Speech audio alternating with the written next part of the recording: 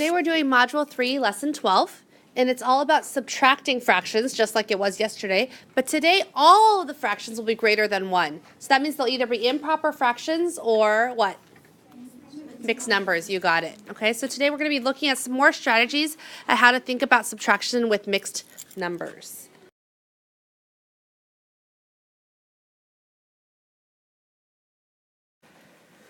So when we do 1 3/4 minus 6/7, do you notice how it's a mixed number and then you're taking away a fraction? Yeah? Okay, so today's learning goal was subtract fractions greater than 1.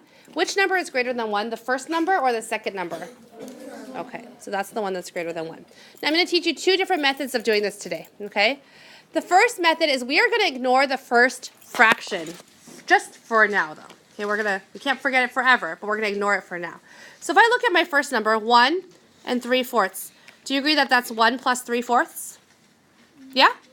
Okay, so I'm going to ignore the fraction part for now. So if I ignore the fraction part, what number do I have left? 1.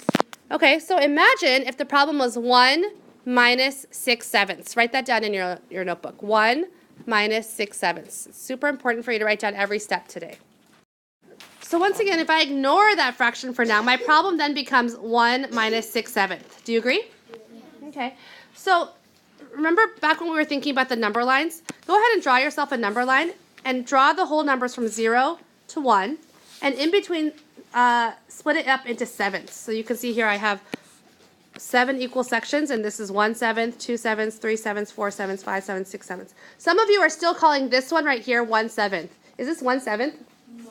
No, it's 6/7. Be super careful. Some of you are still making that mistake. Okay, now imagine if my problem was 1 minus 6/7. Well, I would start at 1 here, and I would go 1/7, 2/7, 3/7, 4/7, 5/7, 6/7 to the left because I'm subtracting. Based on my number line, what's 1 minus 6/7? 1/7. Okay, so do you guys agree that the answer to 1 minus 6/7 is 1/7? Yeah? Okay. Is that the answer to this problem up here? 1 3/4 minus 6/7? No, it's the answer to 1 minus 6/7. So how does 1 3/4, which is our original number, compare to 1, the number that I changed it to? Which number is bigger, 1 3/4 or 1? 1 3/4 is bigger. How much bigger? 3/4 bigger. So, how does that affect the size of our answer? If I said I had 1 3/4 but then I gave away 6/7 dollars. Okay, would I still have some money left? Yeah. What if this time I only had $1 to begin with and I gave away the same amount, 6/7 dollars? I still have some money, but which one would I have more money? The first example where I started with 1 3/4 or the second example where I started with $1? First, because I started out with more. How much more did I start out with? 3/4 more. So how much more will I end up with? 3/4 more. So how does the answer for 1 3/4 minus 6/7 compare to the answer for 1 minus 6/7? Which one will be more? The first one or the second one? This one will be bigger. How much bigger? 3/4, because can you see that we are subtracting the same thing, 6/7, but the only difference is we're starting out with more, right? And in fact, we're starting out with 3/4 more. So our answer will be how much bigger? 3/4 bigger than what? Than 1/7, right? Okay, so to find the answer, then we could do 1/7 plus 3/4. So what we did was we ignored the fraction part just to simplify our problem first, because we can do 1 minus 6/7 in our head, but then we have to adjust our answer. We know that we originally started out with 3/4 more than 1, so our answer is going to be 3/4 bigger than 1/7. Does that make sense? Okay, now if I want to add these, I have to go through the process of finding the least common denominator and then making equivalent fractions and then adding. And each red one is worth 1/4. Do you guys agree that this is 1 3/4? Okay. If I take away 6/7, will I have some left? Okay. Now, here's my 1 again. If I take away 6/7, how much will I have left? 1/7. Is that going to be the answer to the question? No, because am I starting out with 1? Huh? No. How much am I starting out with? 1 3/4. So how will my answer for this problem, 1 3/4 minus 6/7 compared to this problem? 1. minus 6/7. What's the difference? Imagine them on a weighing scale. What's the difference? First one has more, right? How much more? So my answer will be how much more? That's basically what we're doing. Do you see that? Okay, you need to be able to do that. Some of you are looking at me with lost expressions, or you're not even trying to pay attention. And to be honest, if you're not going to care and take good notes and ask good questions when you don't understand, then I don't care either. Okay, moving on. Now, method 2 is the same as what we learned yesterday. We can still change things to improper fractions. So 1 3/4 is the same as 1 plus 3/4, and the 1 is the same as 4/4. Yes? Do you agree?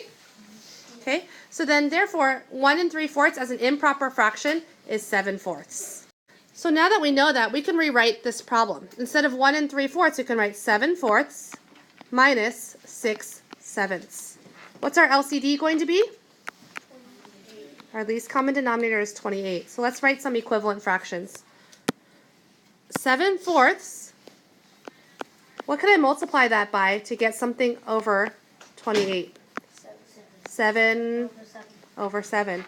So 7/4 is equivalent to how many 28s, guys? 49 28s. Good. And 6/7, I can multiply that by what fraction to get a denominator of 28? Everyone? 4/4. So 6/7 is equivalent to how many 28s? Okay, so now let's rewrite this problem using our equivalent fractions. Instead of 7/4, Haley, what fraction should we write?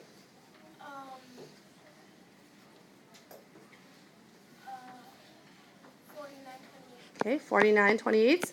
And instead of 6/7, Young, what fraction should we write?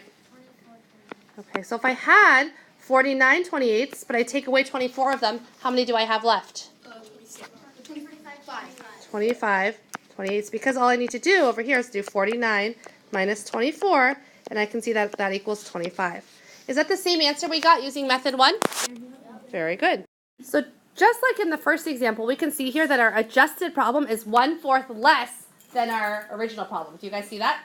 So we need to adjust the answer because 3 is 1/4 less than 3 1/4. So our final answer of 1/2 will be 1/4 less than what our final answer should be. So how can I adjust my answer? What do I need to do? 1/2 plus 1/4. And in this case, we know that our LCD is going to be what number? 4. And 1/2 is the same as how many fourths? 2/4. So our final answer is 2/4 plus 1/4, which is 3/4. Very good. Remember, in order to change mixed numbers to improper fractions, we have to think about the whole number part and the fraction part. So do you guys agree that 3 1/4 is 3 plus 1/4? Yeah? And 3 is 1 plus 1 plus 1, and then we have plus 1/4, yeah? So each of those ones becomes how many fourths? 4/4 plus 4/4 plus 4/4 plus 1/4. So how many fourths do we have altogether? 4 plus 4 is? Plus 4 is? Plus 1 is? So altogether we have 13/4. Now we have another mixed number over there, 2 1/2. So that's 2 plus 1/2. That's 1 plus 1 plus 1/2.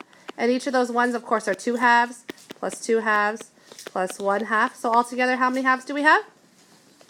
5 halves. Okay. Now we can rewrite the problem as 13/4 minus 5 halves. So again, with this answer, did we get the same, with this method, did we get the same answer? Yeah, so once again, if you can get the same answer in 2 different ways, that's a good sign. Now, which way requires more calculations? The second way. Which one gives you more opportunity to make silly mistakes? The second method, yeah.